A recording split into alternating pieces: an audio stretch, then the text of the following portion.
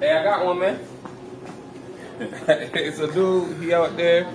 It's a vacant property, he don't even have it, and he said he don't even want no profit, he just want to get rid of it. How much you owe? He owe 163. Oh! Let me see how much it's worth. Let me see how much it's worth. Hold on, just a second.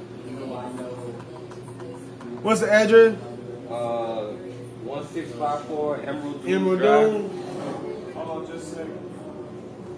Oh, okay. All right, so Zillow say it's worth 265. That's 100 grand profit, baby. Hell, hotel. Ooh, let's burn, let's burn.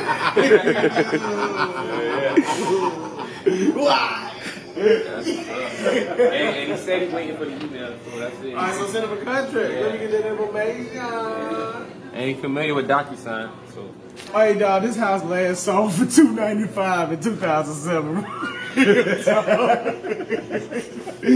Thank you, Jesus.